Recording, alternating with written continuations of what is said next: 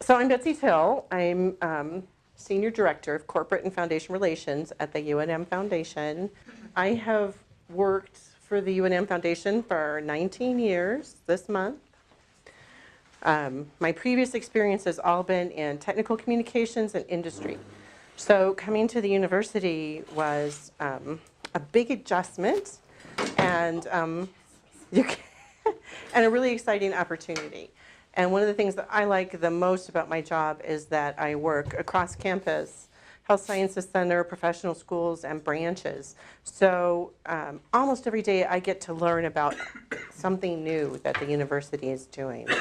And I really enjoyed that. So you should have a couple of different things, a copy of the slides. I'm a scribbler, so I like to have paper to write on. An index card, if you have questions that you'd like me to answer, towards the end of the presentation. I really prefer to have a conversation. So if you think of questions as we go along or you want clarification on something, please don't hesitate to raise your hand and let me know, and we can address it then, or if it comes up later in the presentation, then we can push it back a little bit. But do fill out the cards if you want to. Hopefully everybody got a copy of my business card. My contact information is like in 7 different places in this presentation, so you'll be able to find me when you need me. And then we'll talk about the other two, the worksheet and the consolidated coordination list as we get there. Okay, so what we're going to talk about, we're going to talk about the UNM Foundation itself, how it's structured, how do the foundation and the university work together, what does corporate and foundation relations do, which is my department. We're going to talk a little bit about private funding for research and give you some example opportunities. So for some reason, for a lot of people, the UNM Foundation is a well-kept secret, or it's not well known. People don't know that the university has a foundation. They don't know what we do. And they especially don't know that we are here to help you. We're a separate 501c3 nonprofit. So we're solely affiliated with the university, but we're an entirely separate organization. When I started 19 years ago, I was a UNM employee. We all worked for the advancement office. And then in 2008, the decision was made to fully staff the UNM Foundation with its own employees. So we all transferred over to the new organization. We have our own retirement account. We have completely separate email system, as you can see by my address, which is unmfund.org, different phone system, and all of that. But we work solely for the University of New Mexico, and every once in a while I'll get a call from somebody in the community that says, I really would like money for my project. Can you, make me a grant? I have to explain that we belong to UNM. Our mission is to solicit, steward, and manage private gifts and grants made to UNM. And a couple of keywords there are private. We don't work with any public funding at all. City of Albuquerque, National Science Foundation, Department of Education, none of those opportunities. And then gifts and grants. We don't do any contract work. All of that needs to reside solely with the university. Last year, we raised about $87 million in private funding for the university. We manage the combined UNM and UNMF endowment fund, which is $450 million-ish. And we just reached our $1 billion goal for the Changing Worlds 2020 capital campaign. So we're still raising money. So we'll end up somewhere more than $1 billion by the time we get to the end of the campaign in 2020. So our structure is kind of decentralized. We have a central office at 2 Woodward Center, which is down Lomas across the street from the Embassy Suites Hotel. All of our central office functions, all the leadership is there, accounting, gift processing, foundation IT, my office is there, annual giving is there. And then we have dedicated development officers that are located in almost all of the schools and colleges at UNM. If you don't know who your development officer is, or if you have one, please let me know, and I'll be glad to tell you. And then I'll reach out to my colleagues and encourage them to reach out to you if, in fact, you'd like to meet with them. Because they live right where you are, and their job is to pursue funding for the priorities of, the dean, the faculty and staff for that particular unit. So they're specialists in a way in what you do. So how do we work together? Often, actually. One of the things that we do is accept gifts directly. Gifts are made by individuals or organizations. They are non-revocable. They can be restricted for a particular purpose or department, for example, your research program. But they cannot, you as the recipient determine how those funds are expended. The donor does not tell you they want X dollars spent on salary and X dollars spent on grad student support or whatever. We apply for and accept grants only if a 501c3 is required. So a grant is a legally enforceable agreement between two parties. The donor who wants to give the university money to accomplish a particular purpose, and the university, and in our case the UNM Foundation, acting on behalf of the university, who tells that donor how, or proposes to that donor how we're going to spend that money. So there's a bit more detail. Those awards are revocable.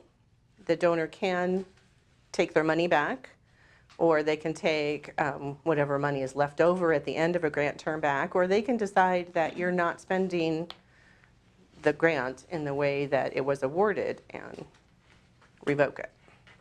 So there are organizations in my world, in the private funding world, that will only make a grant to a 501c3 nonprofit, not a public research university. And in that case, the UNM Foundation will act as essentially the fiscal agent or the applicant agent for the university. And we only do that if it's required. The Kellogg Foundation will give money, make grants directly to the University of New Mexico. So we don't, the UNM Foundation is not in the middle of that process. There's no reason for us to be. All non-endowed funding is transferred to a banner spending account at UNM. So we don't keep money over at the foundation unless it's in the endowment fund. When you get a gift or a grant award, we set up an allocation either work with restricted accounting on the grant side or unrestricted accounting on the gift side to set up a fund, and all of that money gets transferred into your spending account. And then you spend those funds just like you would any other banner index. We do not charge indirect costs or a gift fee. There are a lot of organizations, and most recently, I think probably United Way of Central New Mexico, started charging a 10% gift fee. And they had to do that to pay for their operational expenses. We're fortunate enough not to do that. So 100% of the funds that are awarded to the UNM Foundation on your behalf, we transfer over to the university. We track and report all private gifts and grants, and all grants must be approved by the pre-award office before we will submit them or give you permission to submit them. So every once in a while I still, after all these years, run into a faculty member that says, oh, we'll just go through the foundation. And then, we don't have to the university won't collect any indirect cost, and we won't have to go through CAUs. It'll be easy. And send them right back around to their development officer or their FRSO, because the UNM Foundation will not apply for a grant without the university's compliance permission. Because the last thing we want to do is apply for money on behalf of the university, then that the university can't spend or there's compliance issues. So.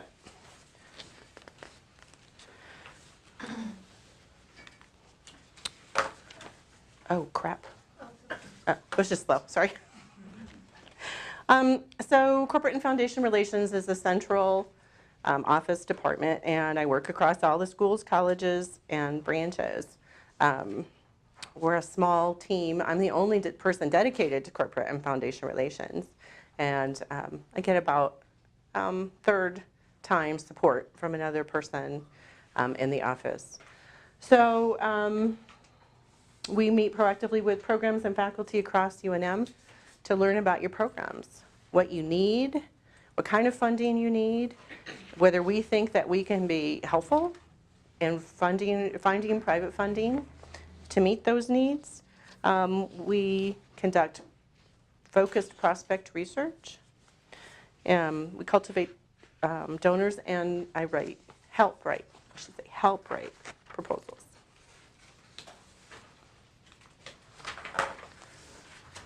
So one of the things we do is maintain the central coordination prospect list.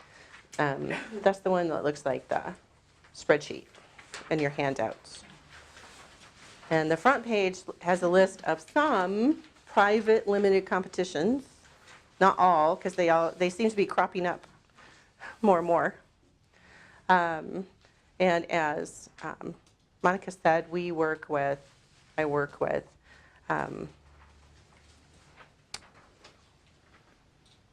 OVPR and OSP and FRDO on the limited competitions for private organizations, private foundations typically.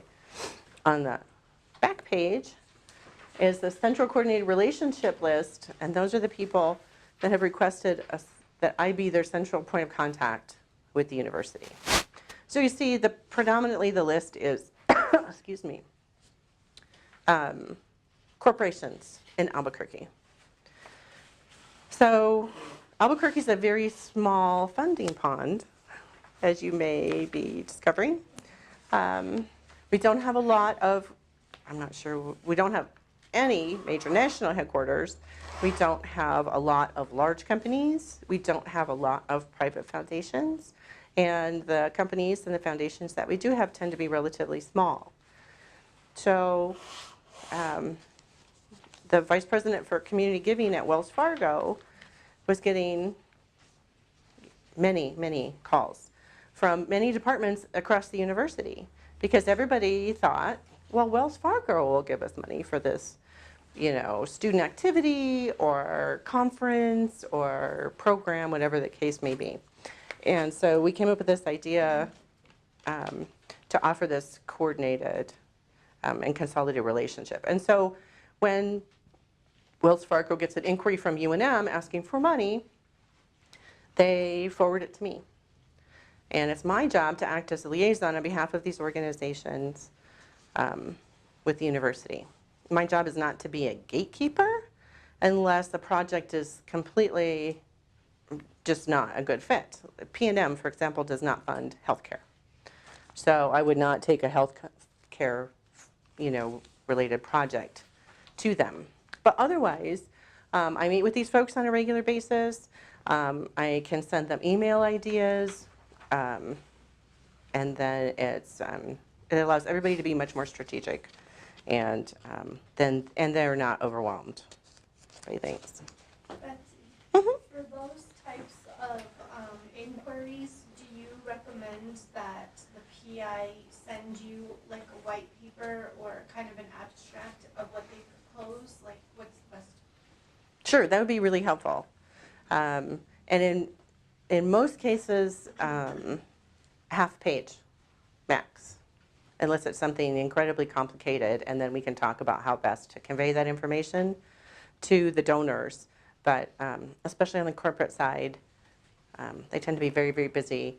They respond better or absorb information better maybe in bullet points often than a longer kind of narrative. So we can work together on the presentation. But yeah, half page, maybe max a page would be really helpful for me as well as an initial step. In general, what kind of things do the corporations tend to fund? You know, they're kind of all over the board. They, I think probably a central characteristic is that they want to make an impact in their local community.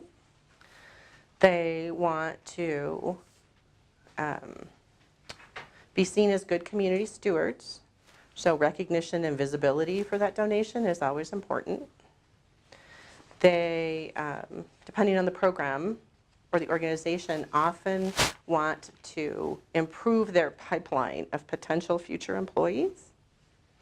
So they may sponsor a program that will lead to better educated students that they can hire maybe as interns or for a co-op, and then eventually, move into the company. They can donate money. They can donate a piece of equipment, especially technical corporations, if they have a need for future employees or interns to be able to know how to operate a particular piece of, a microscope or sensing equipment or something like that. They can donate. 3D printers? Maybe. They can donate that equipment to the university and have, students all learn how to use it. They often want to, like the financial institutions, often support like financial literacy training for people because they want their people in the community to be more financially literate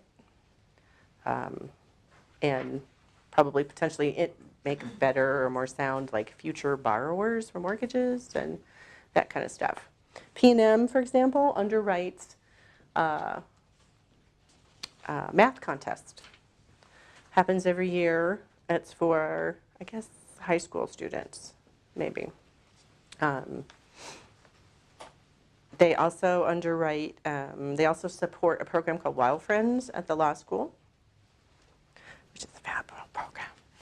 And it takes middle and primarily middle school students, and it teaches them about civics and how government works. They have benchmarks for science and literacy. The students all choose an environmental or wildlife-related project, and they work with legislators in the New Mexico legislature to develop a memorial, or in some cases a bill, that promotes that idea. So it could be reducing poaching. One year it was reducing vehicle-wildlife collisions, especially in Tejares Canyon. And so that was a multi-year project, and eventually they worked with the highway department. The highway department now has big, huge culverts, tunnels that run underneath the interstate, and light systems and such that funnel bears in particular, so they can walk underneath the interstate traffic instead of across the lanes.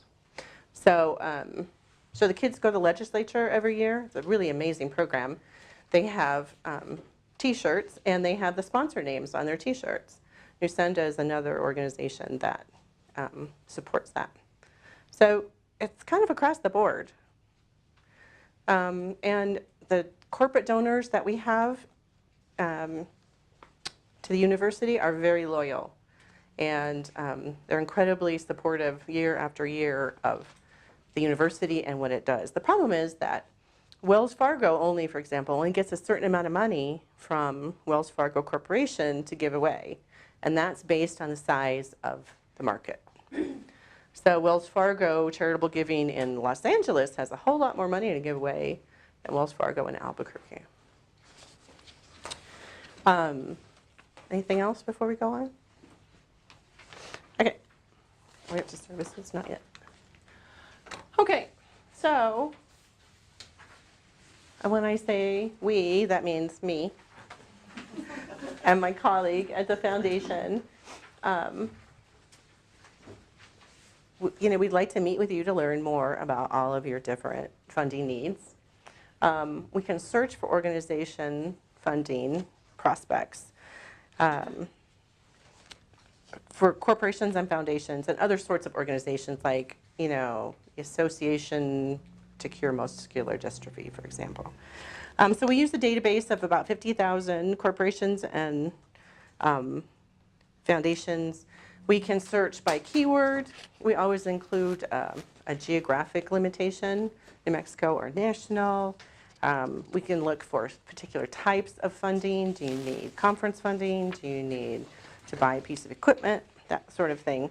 The work that I do is usually in the form of grants as opposed to gifts, but I do a fair amount of gift work. So before we talked about how the UNM Foundation would only involve itself in grants or as a fiscal agent for grants if a 501c3 is required. So even if the award, the money, goes directly to the university, if it's a private foundation or corporation, we're happy to help. We're always happy to talk about prospects. The first step that we ask you to do is fill out that other handout that you have, the CFR worksheet. It's a Word document. You can find a link to it on our website. And that helps us get a preview of the kind of funding that you're interested in. So if you'd like, fill one out and email it. We'll be happy to take a look at it. Okay, private funding for research. I found a foundation that funds kites the other day in the database. Kites? Kites, flying kites, Not the bird kites? fighting kites, historic kites, kids' kites, promoting the flying of kites. There's an immense diversity of funders for all different kinds of purposes. So typically gifts and grants in the private world are made for pilot funding, sometimes for evaluation or expansion. They don't want to, in most cases, support your program forever, but they want to see what your idea is. They're often, willing to fund it for up to maybe 3 years, and then to prove your concept, whether it's a scientific concept, whether it's taking an outreach program, proving its worth, and then developing sustainable sources of funding. There are lots of opportunities for both established and early career researchers. One of the advantages of private funding is that they're usually willing to accept more risk than federal programs. They understand that you might fail, your idea might not work, but they're willing to take that chance. And most of the time they see a lot of value in the process, the things that you discover along the way to either success or failure. Private funding is very competitive. It's really not easier, so to speak, to get than federal funding. Typically 5 to 10% of the applications that a private organization will receive will get funded in a given year. But the application process is usually simpler. In a lot of cases, organizations want to start out either with kind of an online inquiry form, or they might want like a 2-page or 3-page letter of inquiry. And so you don't have to invest weeks and months of effort in developing huge proposal to find out only that they're just not that interested. When I started doing this job, I used to be able to, I traveled probably once a quarter, and I would go to New York and meet with major national foundations in New York, Rockefeller and the Ford Foundation, and talk to them about what the university was doing and what we thought they might be interested in. Or pick up the phone and make call somebody, a program officer at a foundation, and describe our project and ask if they would be interested in more information. Now, it's becoming much more difficult to do. More and more organizations are just saying, well, send us your letter of inquiry, and if we're interested, we'll get back to you. So it's harder and harder to kind of cultivate and build those personal relationships with foundations. One of the things that I think is a challenge for UNM is that we, in my world anyway, the university doesn't have a lot of name recognition, as you know, some of the bigger organizations, the California schools, the Ivies, and that kind of stuff. And so one of the things I try to do is kind of build the visibility of the university. And the more applications that we can send to these organizations, even if they're not initially successful, the more I think that they will come to see that we're an amazing institution. We do world-class research. We have incredible diversity in our students and faculty. And we're an organization that they should take another look at.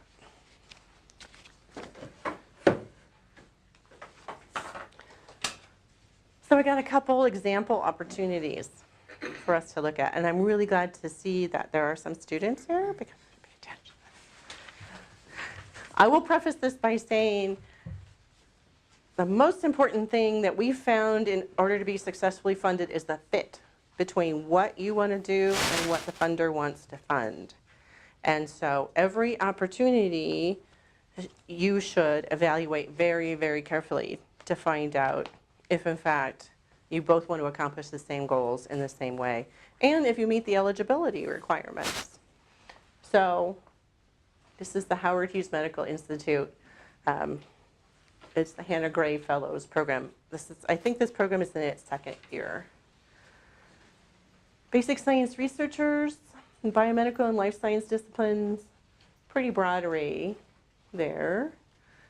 It's a two-phase program. They specifically want to target underrepresented groups in this scientific research. So 2 phases starts with annual postdoc support of $60,000, salary support of $60,000, and $20,000 expense allowance. I think you can be in your postdoc phase for 2 years, maybe 3. And then if you're successful in executing your research plan, you can move into the faculty phase fellows, $250,000 in annual research funding, $20,000 for expenses. Over the 8-year course of the entire program, fellowship program, the potential financial support totals $1.4 million. So, be a great way to launch your career. If it fits. If it's not, if it doesn't, then don't waste your time. We spend a lot of time when we do our prospect research on finding prospects that we think aren't just interested in women in STEM or STEM education or chemistry. We look for prospects that are we think are highly likely to fund your particular type of work. Excuse me. So we spend a lot of time on finding that right fit.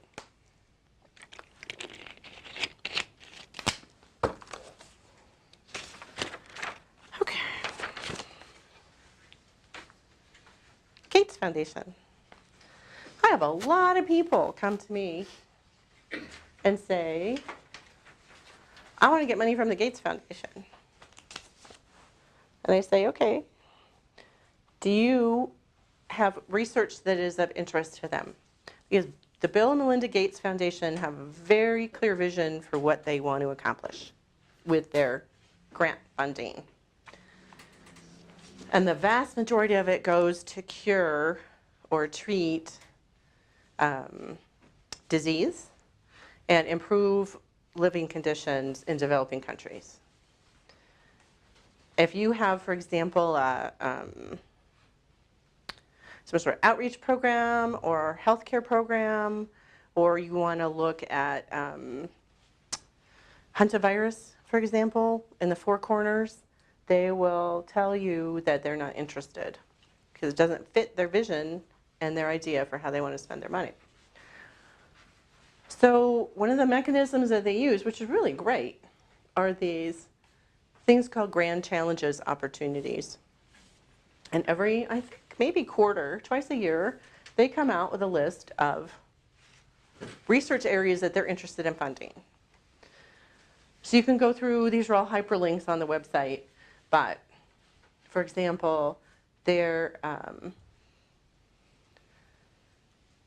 interested in tools and technologies for broad-scale pest and disease surveillance of crop plants in low-income countries. If you have an app for that, then you should apply for this funding opportunity. The initial Grand Challenges grants are $100,000. I think they might fund them for a year or maybe two. And if your research shows promise, then the next grant is $1 million. And off you go. The trick is whether your interest or your research fits in one of their priority areas. We've talked to them in the past about education. The state of New Mexico doesn't really fit in their what they view as kind of model programs in education, the way they think the education should be. And we've talked to them about doing work on, for example, the Navajo Reservation, which, as terrible as it really is kind of a third world country in a lot of ways. And they're just not interested. It's really low income and developing countries. The initial application for these grand challenges is pretty easy. Might be a couple pages, 3, 5. It's really not a big deal. So with all of these foundations, I encourage you to go to their websites and sign up to be on their email lists, or if they have listservs, and they will then email you when they have new grant opportunities, when they funded new grant programs. And then the Sloan Foundation, which is one of my personal favorites. The Sloan Foundation is interested in science, really broadly defined, and they've identified some areas of current interest. So the chemistry of indoor environments, they're very interested in, concerned about research into essentially indoor pollution. They're also very interested in economic institutions, behavior, and performance.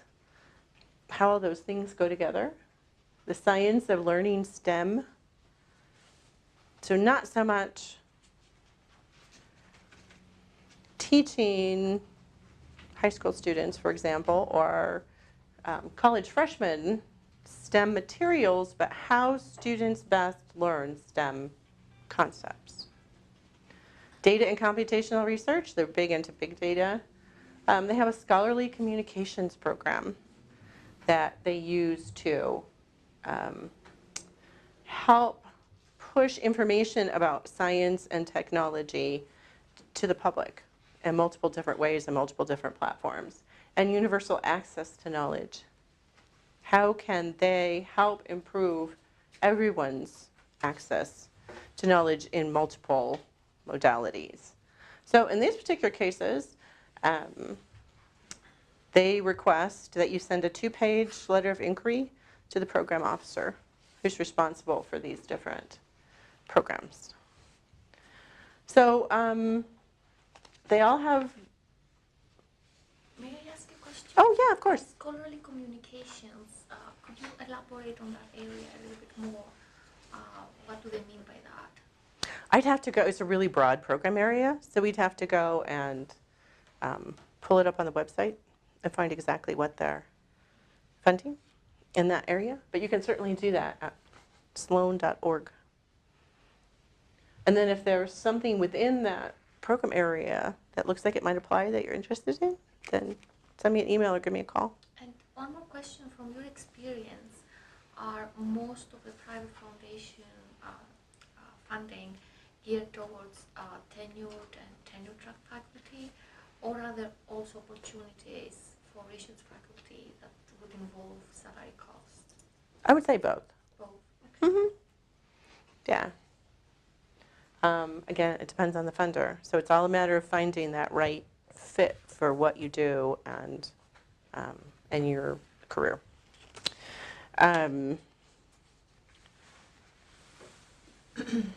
So as far as an approach to these organizations,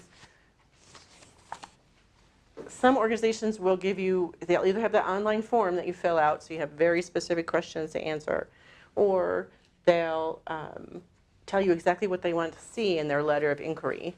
The Sloan Foundation, for example, has some information on how to send write a good document, how to look at measurable outcomes and metrics and that kind of stuff. Lots of foundations won't tell you exactly what they want in their 2-page letter of inquiry. And that's something that we can help you with too as well, is that there's, aren't templates, but there's general information that every funder would want to know. They want to know about the institution. They want to know about your qualifications. They want to know about what the problem is or the challenge that you're trying to address. They're going to want to know about your program plan. And as you start, adding all of these things together, sometimes it's easier to write a 10-page paper than it really is to condense all that information down into a really compelling, concise 2 pages. And that's something that we can help with as well. I think one of the things that we do really well is review documents and look at information from the funder's perspective.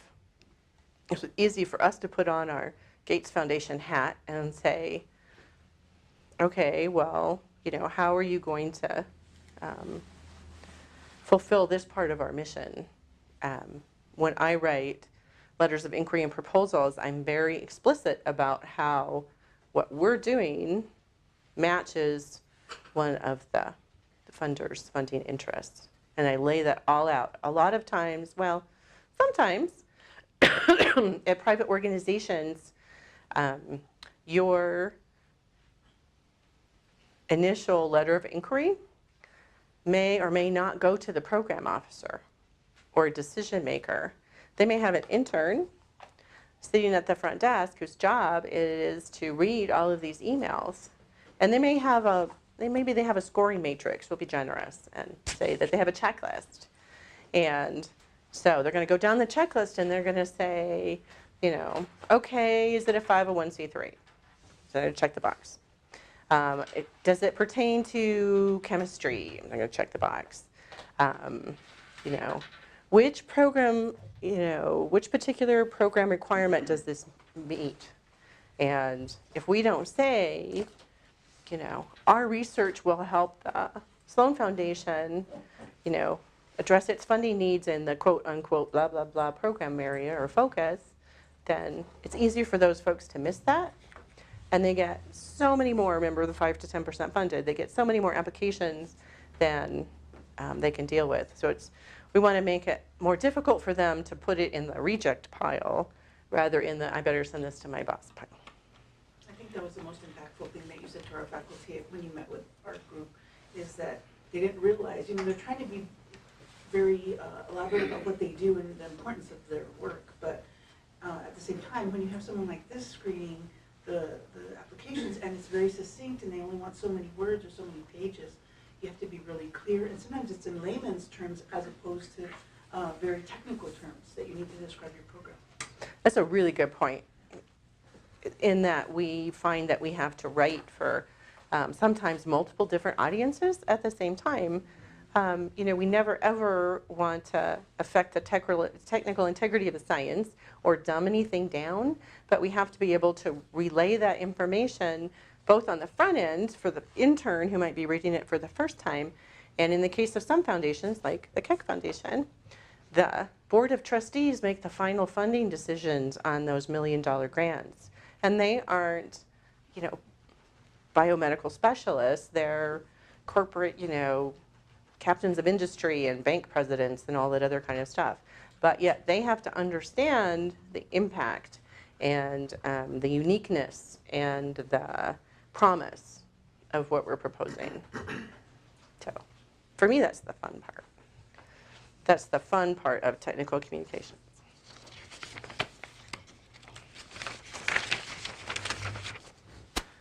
So I've been talking about all of this stuff that we'll go and find and prospects and, we'll research and giving you some examples. But I want to know what prospects you all have. You may have been at a conference, for example, where a colleague says, oh my gosh, you have to contact the, Daisy Smith Foundation because, your work is a perfect fit. And before you get too excited, then send me an email or call me up, and I'll be glad to look up the Daisy Smith Foundation in my massive database of 50,000 funders. And we may find out that they are, in fact, a great fit, or it may be that they only fund in the state of New York, and there's no way that we would be eligible for funding. So if you have a foundation or corporation that you'd like information on, please be sure to let me know. We can look at funding guidelines. I can provide you with UNM history, proposals submitted, results, any conversations that I or any of my development officer colleagues may have had with that organization that sheds more insight on why or why not maybe they would be interested in funding at the University of New Mexico, what the awards look like. Are they gifts? Are they grants? Do they fund endowment? Which doesn't happen very often. Do they fund travel? Do they specifically not fund conferences? Do they make $5,000 awards? Do they make $1 million awards? And what the application process looks like. So we can very easily pull out all of that information up for you, and you don't have to spend time wading through multiple different sources trying to interpret it for yourself. I primarily work on what the UNM Foundation considers major gifts, which in my world is $50,000 and up. So I never ever say no to a request for help. That help may have to be delivered on kind of a sliding scale. If you need $5,000 for something, that doesn't mean it's less important than $1 million for something. But, in that case, I'm happy to look up, if you give me a funder name, I'm happy to help facilitate if the UNM Foundation needs to be the fiscal agent. I'm happy to, read and kind of give you a basic feedback or critique on documentation that you want to send. If it's a $50,000 opportunity and we think that there's an opportunity and there's great potential for foundation or organization funding in that particular area, then we'll come over, we'll meet with you. If it's important and you want to show us your lab space or your workspace, we're happy to take a field trip and see that. I'll talk with we have a dedicated prospect research department, and mostly they do their research on wealthy individuals that we think could be supporters of the university, but they also do corporate and foundation research as well. So I'll discuss the project with them and see if they see the same potential, if they can put it on their research schedule, and then we'll come back to you, the list of prospective funders, all the background information, and a plan for next steps on how we can help you move forward.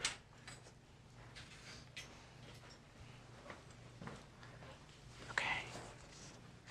Oh, the next one says questions. Okay. I gotta sit. So what do you think?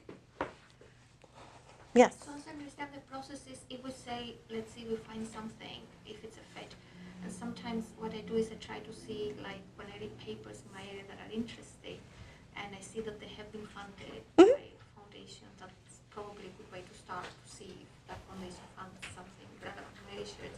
So if I see that there is overlap, I should contact you first and Sure, send me an email, and because already if we know that they're funding in that particular research area, then that's a huge, step forward in sifting through 50,000 organizations looking for the right one. So yes, send me their name, and then I will. But my experience is that the few that I looked so far, many of them say tenured or tenure track faculty, so I know that I wouldn't be eligible for those cases. But maybe we should keep looking, because you're saying some of them would fund research professors as well. Yeah, and maybe with that distinction, it would be a better use of your time if we sat down and talked. And then, excuse me, I can put my research folks on looking for those opportunities that are specific to research faculty. Or not specific, at least they don't Exclude, right. Exclude them specifically Yeah. from eligibility. Yeah, yeah, we've got to do that. Yeah, Couple of questions. sure. Hey, one is, in terms of who, you were mentioning having development officers, are those the same as the FRDO reps in the colleges? Or Mm-mm. these are different? Okay. So the FRDO folks work for UNM's research office. We have some overlap in the kinds of support that we can provide, but they're much more savvy about like getting proposals through the CAUSE process and pre-award approvals that are required and that kind of stuff. I don't know anything about that. Tried to work with a salad, for example. Yeah, I know. I don't miss that part at all, believe me. The development officers are UNM Foundation employees, and they're specifically charged with raising money for that school and college. Now, as public administration, you don't have a dedicated one. Right, well, we're in the College of Arts and Sciences now. So, Oh. yes, we've been moved there structurally. Oh, Update, yeah. okay. Well, then you have two development officers. Yeah. Um, Okay. so Yolanda Dominguez and Margaret Ortega. Okay, thanks. And then my other question is just about, I really appreciate this project planning worksheet and can see how that can help put things together. But I did also wonder about, what kind of state of development do you like to see ideas or potential projects in before it becomes useful for us to start communicating? Because I know as I've looked at certain kinds of funding opportunities, sometimes they're very specific, and I'm interested in theoretically and practically sort of a certain kind of interorganizational relationship, let's say. But I could study that in several different contexts, and so I'm just sort of wondering how to kind of get that mix of what's the right juncture to kind of be in touch. Because I understand for some folks might have, very specific, fully formed things that we need to do, and then there's some that have some more flexibility in how do we, maybe tailor something to an area. Sure. So the squishy answer is that it kind of depends. It's always helpful for us to be in or learn about your project as early in the process as possible, even if it's just a kind of either a heads up email or phone call or a meeting that says, we're really thinking about developing a new program in this or pursuing this line of research. Do you think that there's possible private funding for it, even though it's an idea at that point? We can go do a quick kind of like survey of, kind of like the funding community opportunities and, give you some encouragement or discouragement in some cases, just related to whether private funding could be part of your, plan. By the time we start to propose things, even when, and Lene will tell you, even when it's kind of a basic science idea, funders usually want a fairly high degree of specificity, especially as far as research plan, as far as budget required, about how when you're going to be successful or not successful. So by the time we start asking people for money, typically the idea has to be a lot better formed. And Actually, the limited competitions help with that a lot, right? You have to form the ideas to win the limited comp. Right. Essentially, yeah. Defend them internally before you send them to the funder.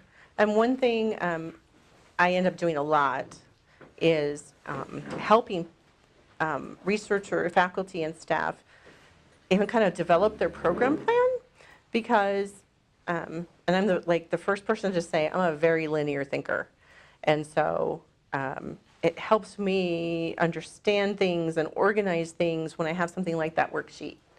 And I find that it helps oftentimes for people to just have that opportunity, in some cases challenge, to answer those questions and put that information down on paper.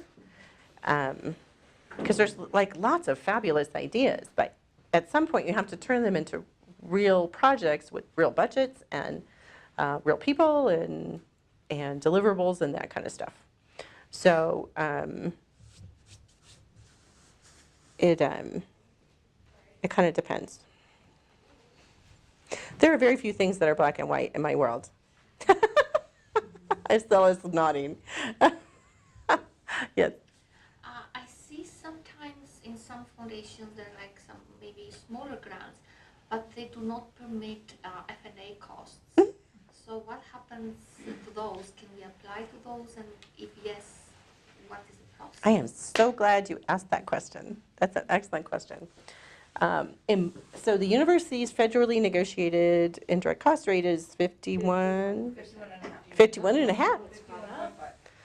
Yeah. So, in the private world, nobody pays that standard indirect cost rate. And as a matter of fact, the allowable IDC is typically between 0 and 15%. Is probably the highest that I've ever seen it.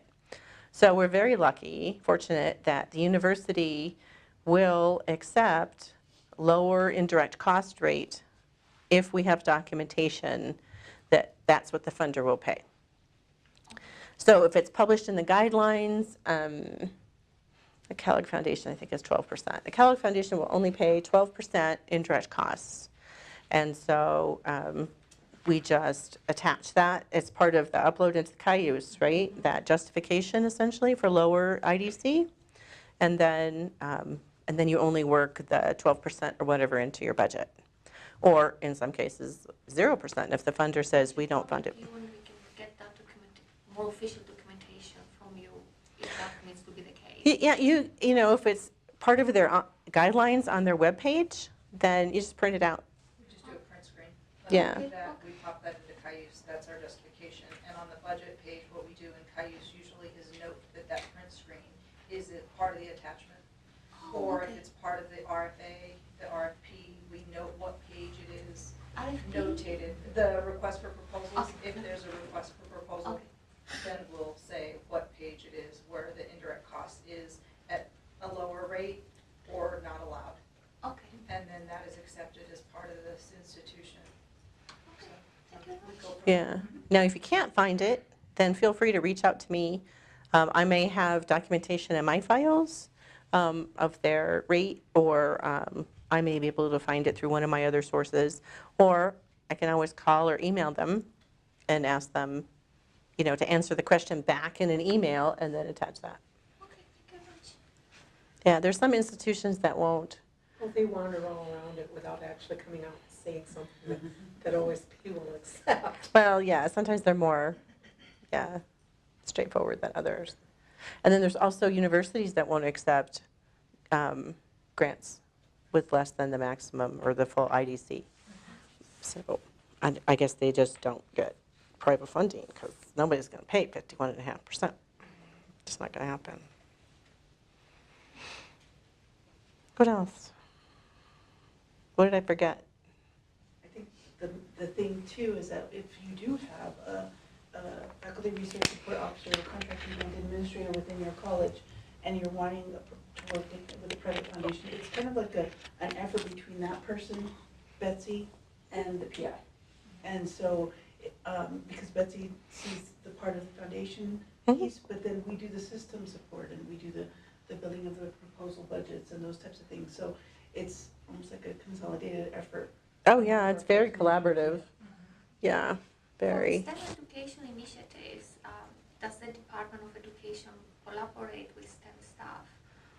Because sometimes the knowledge from both can be helpful. Our College of Education? Yes. Yeah, I don't know, Christine. We have faculty who have college or Department of Education grants, and we do have, the collaboration piece is the hard part.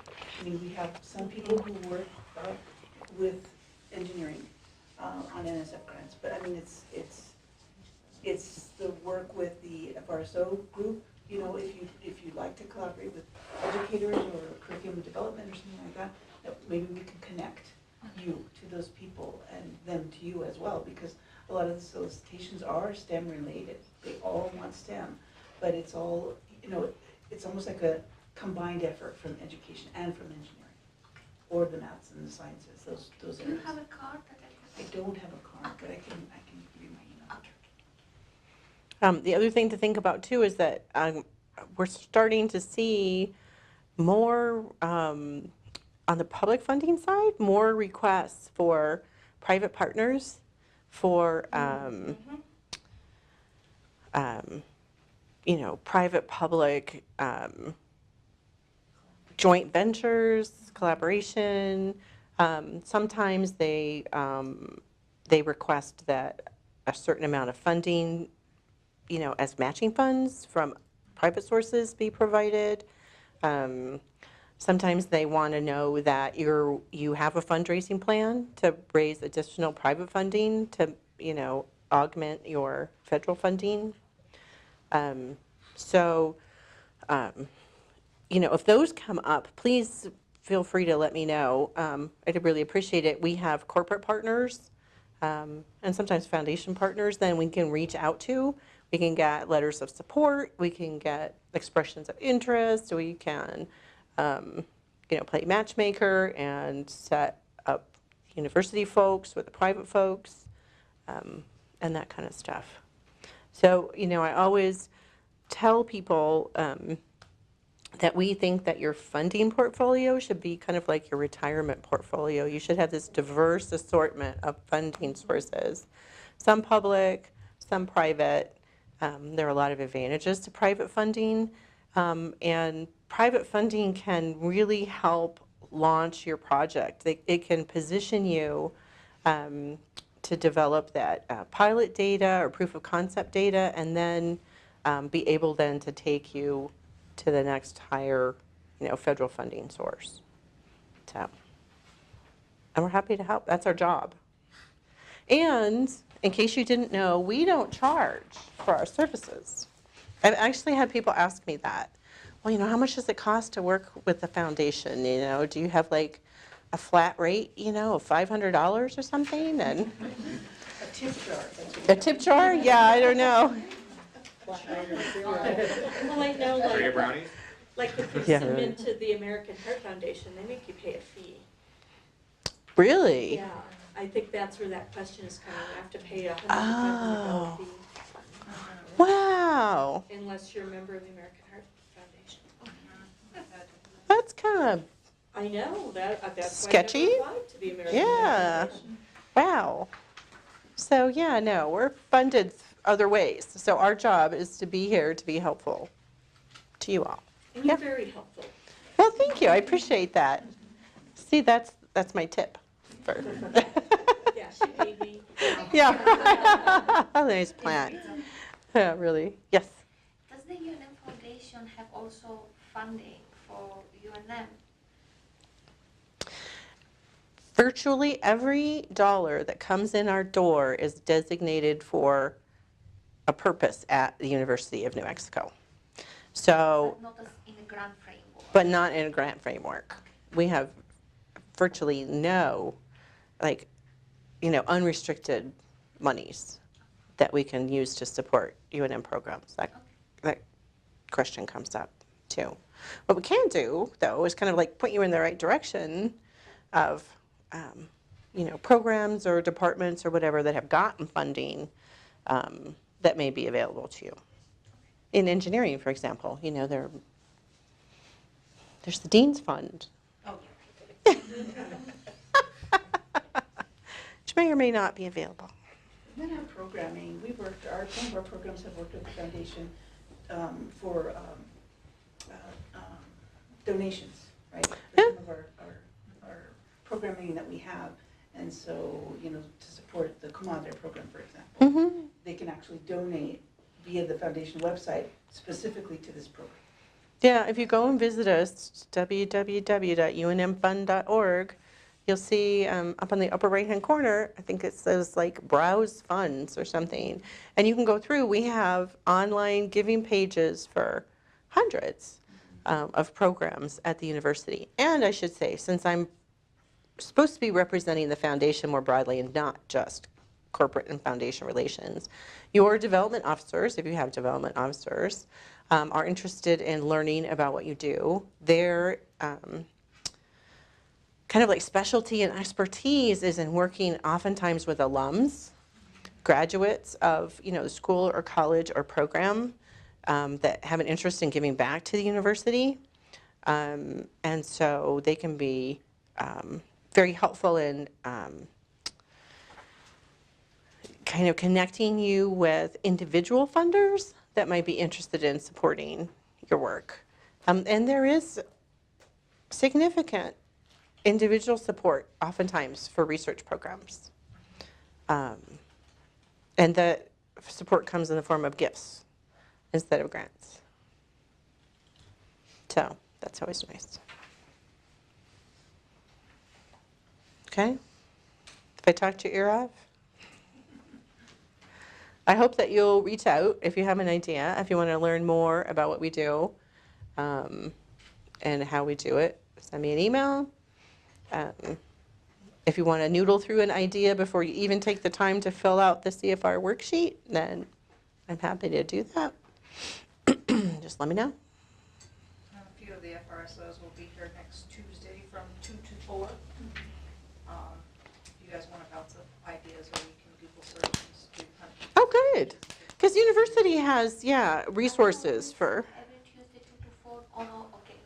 We like you, but some people were not showing up at our advance office hours, so we stopped coming in. So it was just if you want to email us or whatever. But this Tuesday, it'll be based on Betsy's talk, and you Good. can come.